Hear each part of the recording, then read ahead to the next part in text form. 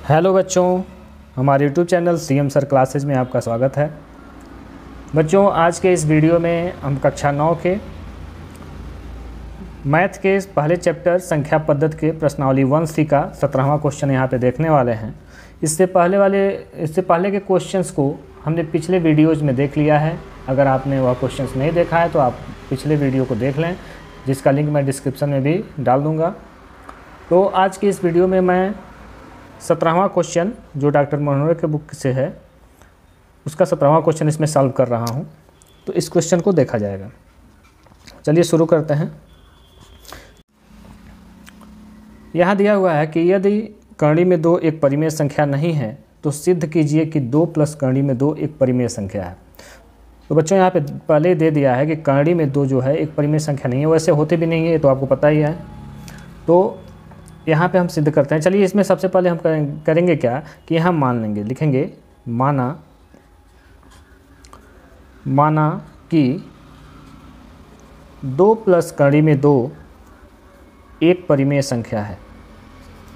2 plus कर्ण में 2 एक परिमेय संख्या है।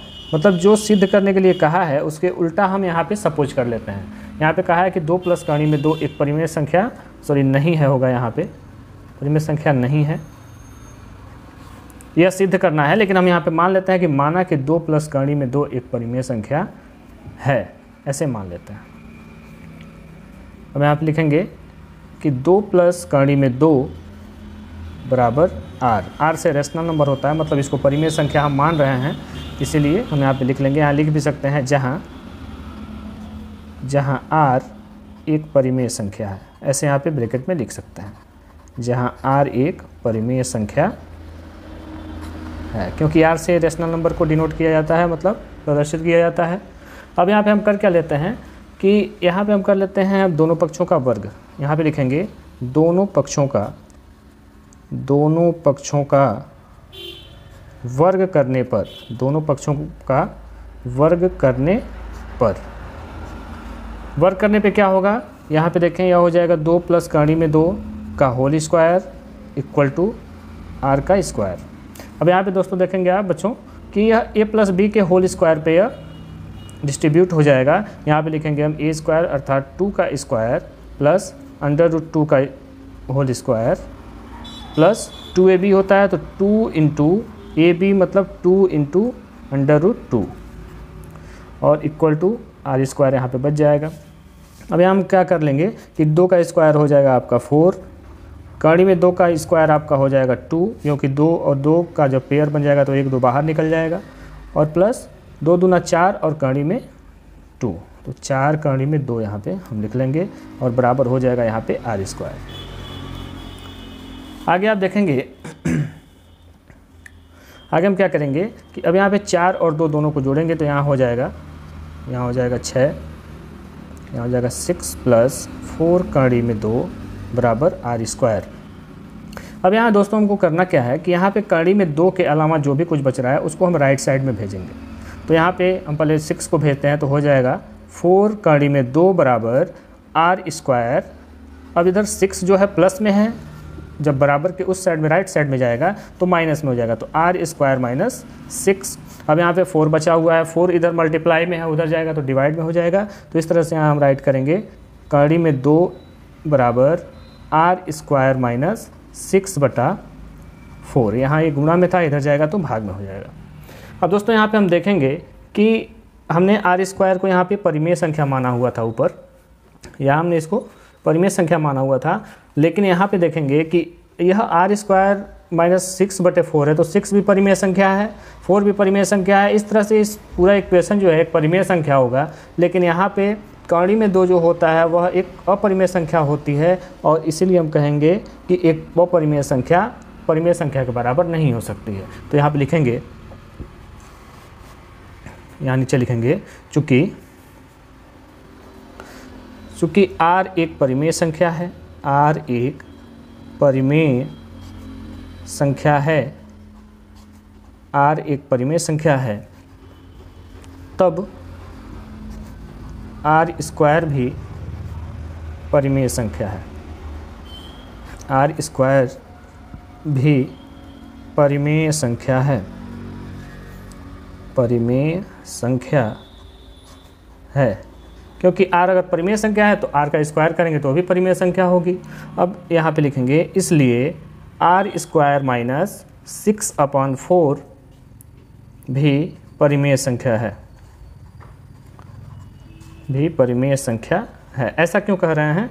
क्योंकि यहाँ पे देखें आर स्क्वायर हमने प्रूव कर दिया कि परिमेय संख्या होगी, क्योंकि आर परिमेय संख्या है और 6 एक परिमेय संख्या होती है और 4 भी एक परिमेय संख्या होती है। तो इनका जब हम कैलकुलेशन करेंगे इस पूरे इक्वेशन का, तो जो भी संख्या प्राप्त होगी वो भी परिमेय संख्या ही होगी। तो यहाँ कहेंगे कि यह भी एक क्या है, परिमेय संख्या है।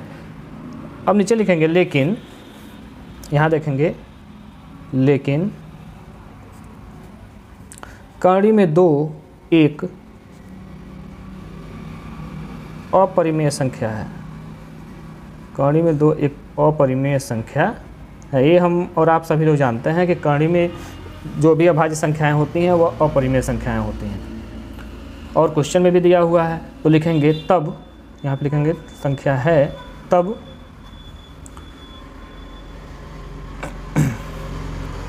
यहाँ लिखेंगे तब अपरिमेय, यहाँ पे देखेंगे अपरिमेय और परिमेय दोनों को बराबर यहाँ पे आ रहा है, ऐसा संभव नहीं है। यहाँ लिखेंगे तब अपरिमेय संख्या,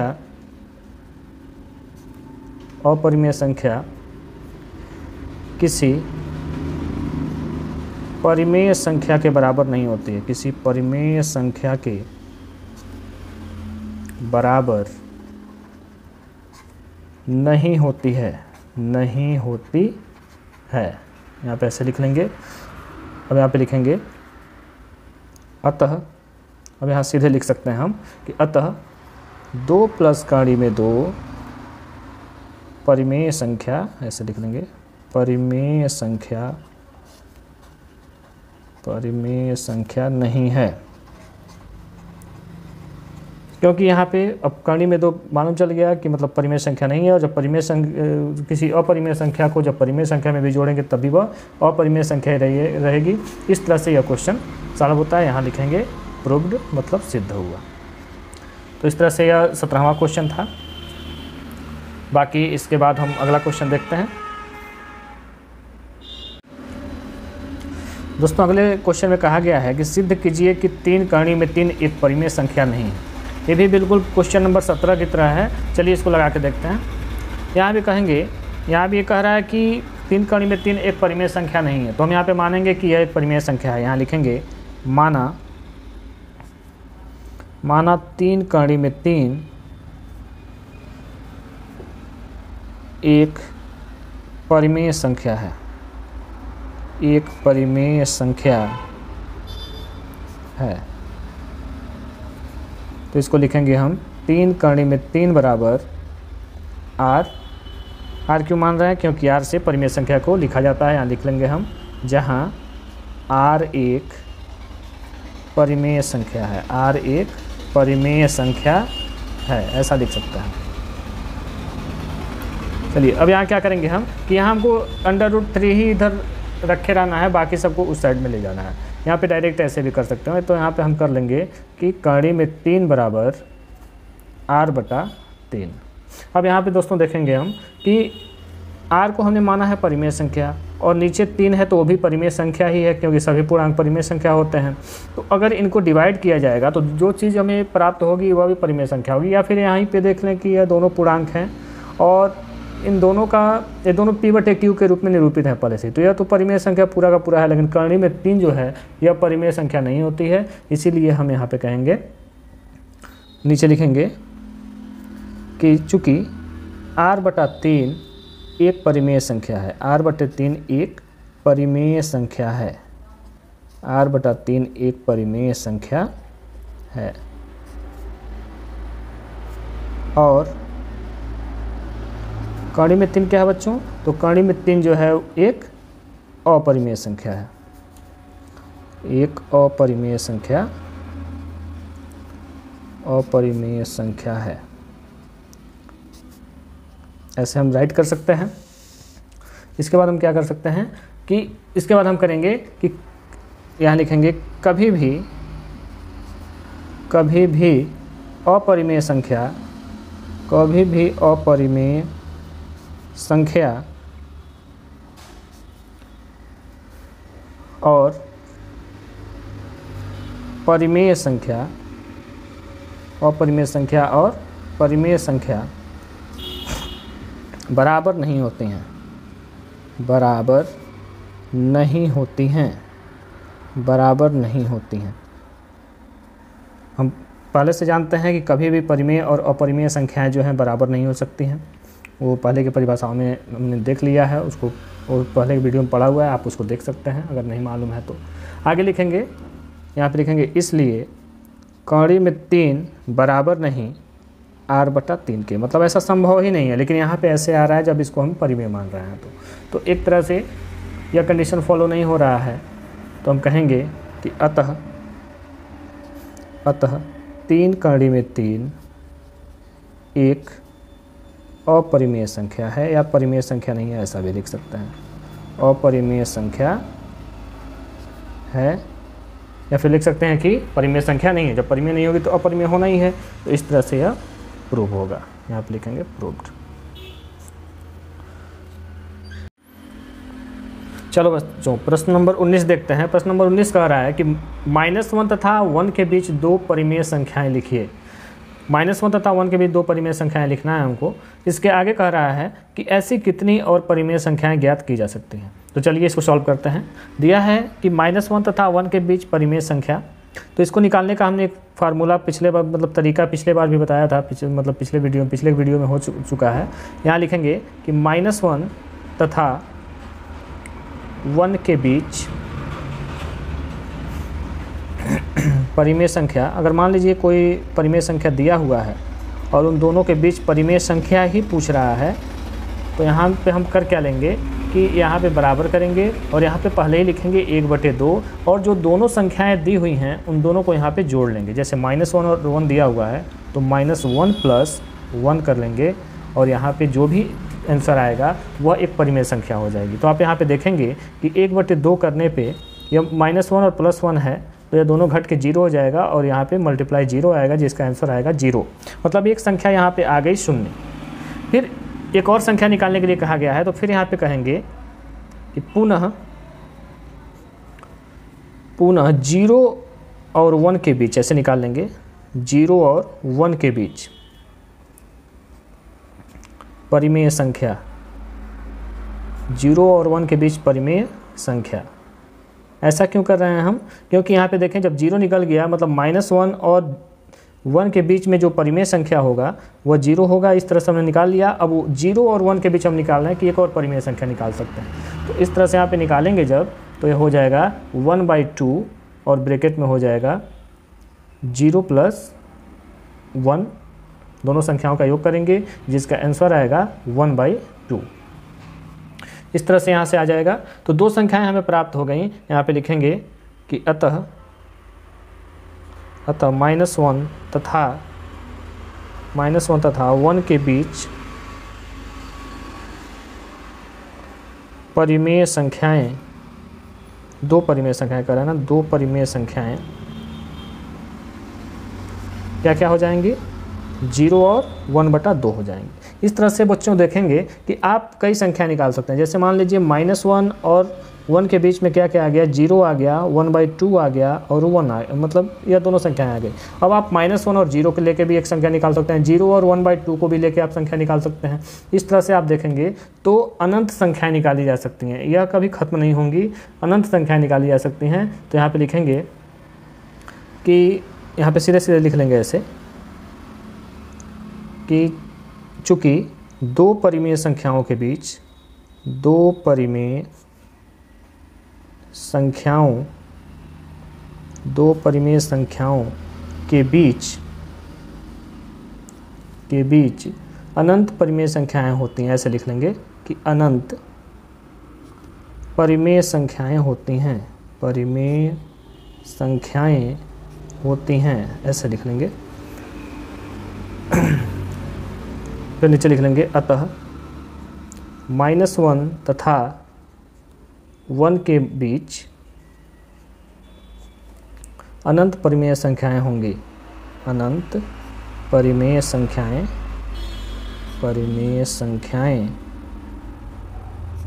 होंगी, ऐसे लिख लेंगे हम, होंगी।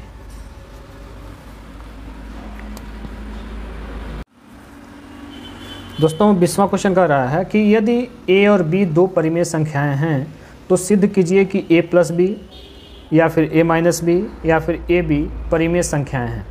यदि b बराबर नहीं 0 तो सिद्ध कीजिए कि a बटे b भी एक परिमेय संख्या है। तो बच्चों यहाँ पे देख लेंगे कि यहाँ पे दिया हुआ है, यहाँ लिखेंगे दिया है कि a तथा b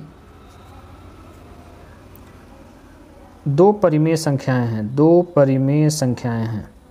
यह पहले ही क्वेश्चन में दे दिया है कि a तथा b दोनों परिमेय संख्याएं हैं। तो बच्चों करेंगे क्या, यहाँ पे हम जानते हैं पहला यहाँ पे इक्वेशन दिया हुआ है, पहला इक्वेशन दिया है कि a प्लस बी, तो a प्लस बी दिया हुआ है, तो यहाँ a प्लस बी अगर हम लिखें तो हम जानते हैं कि a और b अगर मान लीजिए यहाँ पर a और b जो है यह क्या कह रहा है कि परिमेय संख्याएं हैं। क्यों से परिमेय संख्या को निरूपित किया जाता है। तो अगर ऐसा है तो दो परिमेय संख्याओं को जब जोड़ा जाएगा, किन्हीं भी दो परिमेय संख्याओं को आप ले लीजिए और जब आप उसे जोड़ेंगे तो यह भी प्राप्त क्या होगा, तो यह भी प्राप्त होगा एक परिमेय संख्या ही प्राप्त होगी। यह भी एक तरह से परिमेय संख्या ही प्राप्त होगी। अतः हम कहेंगे कि a प्लस बी भी क्या है, एक परिमेय संख्या है। दूसरा दिया है कि a माइनस बी, तो यहाँ पे लिखेंगे यदि a और b जो है, यदि a और b परिमेय संख्या है, मतलब ऐसे रिलेशन हम बना के लिख रहे हैं यहाँ पे इसको रिलेशन के तौर पे हम मानते हैं कि रिलेट कर रहा है क्यू से हम परिमेय संख्या को डिनोट करते हैं। तो यहाँ पे हम कह रहे हैं कि a और b अगर परिमेय संख्या है तो यहाँ पे कहेंगे तो a माइनस बी भी क्या होगा, एक परिमेय संख्या ही होगा। क्योंकि आप कोई भी संख्या परिमेय संख्या ले लीजिए, जब आप उन दोनों को आपस में घटाएंगे, चाहे a में से b को घटाइए चाहे b में से a को घटाइए, तो हमेशा क्या आएगा, एक परिमेय संख्या ही प्राप्त होगी। इसी तरह से आप देखेंगे यह फर्स्ट हो गया, यह सेकंड हो गया, जैसे यह फर्स्ट है सेकंड है। थर्ड यह कह रहा है ए बी, तो यहाँ पे कहेंगे a और b अगर परिमेय संख्या है, या तो क्वेश्चन में दिया है परिमेय संख्या है, तो हम कहेंगे कि a इंटू बी भी क्या होगा, परिमेय संख्या होगा। किन्हीं भी दो परिमेय संख्याओं को लेके आप उनका गुणा कर लेंगे आपस में, तो वह परिमेय संख्या ही प्राप्त होगी। इसी प्रकार से फोर्थ में क्या कह रहा है, आगे इसमें कह रहा है क्वेश्चन में कि यदि b बराबर 0, b बराबर नहीं 0, यदि कह रहा है कि b जो है वह 0 के बराबर न हो तो सिद्ध कीजिए कि a बटे b भी एक परिमेय संख्या है। तो यहाँ पे कहेंगे यदि a बटे b, a और b परिमेय संख्या है तथा b बराबर नहीं 0, तो कहेंगे कि a बटे b भी क्या होगा, एक परिमेय संख्या होगा। अब कैसे इसको एग्जाम्पल के तौर पे देखते हैं बच्चों, चलो देखते हैं। जैसे पहले वाले में हम कोई संख्या ले लेते हैं, जैसे मान लो हम ले लेते हैं a की जगह पे हम ले लेते हैं 2, a की जगह पे हम 2 लेते हैं और b की जगह पे 3 ले लेते हैं। तो इसमें a प्लस b दिया हुआ है, तो यहाँ पे अगर हम a प्लस बी करें तो यहाँ पे हो जाएगा 2 प्लस 3, और 2 प्लस 3 करने से हमें 5 प्राप्त होता है, और 5 जो है एक परिमेय संख्या है। तो यहाँ पे प्रूव होता है कि इनका योग करने पर भी एक परिमेय संख्या ही प्राप्त होगी।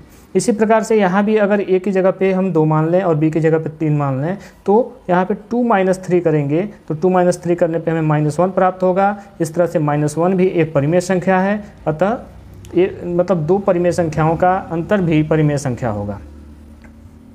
यहाँ फिर से ले लेते हैं, a की जगह पे हम 2 ले लेते हैं और b की जगह पे 3 ले लेते हैं। जब दोनों का हम गुणा करेंगे तो 2 3 6, यहाँ पे भी हमें परिमेय संख्या ही प्राप्त हो रही है। तो इस तरह से ये भी प्रूव होता है। और चौथा कहा जा रहा है कि यदि a जो है b जो है वह 0 के बराबर न होकर कोई और संख्या हो, जैसे मान लीजिए हम a की जगह पे 2 मान लेते हैं और b की जगह पे 3 मान लेते हैं, तो इस तरह से यह p बटे q के रूप में निरूपित हो गया। तो हम कहेंगे कि यह भी एक क्या है, परिमेय संख्या है। तो इस तरह से हम यहाँ पे कह सकते हैं कि यदि a और b जो है, यदि a और b दो परिमेय संख्याएँ हैं तो a plus B, a minus B और a b तो परिमेय संख्या होंगी ही। साथ ही अगर b जो है बराबर नहीं है 0 के, मतलब 0 के अलावा कोई और संख्या है, तो a बटे b भी क्या होगा, एक परिमेय संख्या होगा। तो इस तरह से हमने यहाँ पे सिद्ध कर दिया। बच्चों अगला क्वेश्चन कह रहा है कि यदि a एक धन परिमेय संख्या हो, धन परिमेय संख्या का मतलब क्या है कि वह धन हो और परिमेय संख्या हो, मतलब ऋणात्मक नहीं लेना है यहाँ पे, और n एक धन पूर्णांक हो, n जो है एक धन पूर्णांक हो, मतलब पॉजिटिव इंटीजर हो, 1 से बड़ा हो, n का मान 1 से बड़ा हो, तो सिद्ध कीजिए कि a पर पावर n एक परिमेय संख्या है। चलिए इसको हम करेंगे क्या, यहाँ पे करेंगे माना यहाँ लिखेंगे माना कि a बराबर p बटे q, ये को हम क्या मान रहे हैं, एक परिमेय संख्या मान रहे हैं और परिमेय संख्या p बटे q के रूप में होती है। तो यहाँ पे ऐसे लिख लेंगे और लिखेंगे जहाँ p और q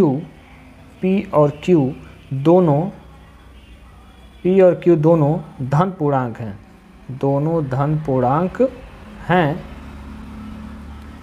और यहीं पे लिखेंगे तथा q बराबर नहीं 0 के, मतलब q 0 के बराबर ना होकर 0 से बड़ा ही है। पुनः यहाँ पे मानेंगे हम कि पुनः n एक धन पूर्णांक है। यह तो क्वेश्चन में दिया हुआ है कि n एक धन पूर्णांक है, यह मानने वाली बात ही नहीं है। तथा क्वेश्चन में यह भी दिया है कि n जो है वो बड़ा है 1 से, इतना क्वेश्चन में दिया हुआ है।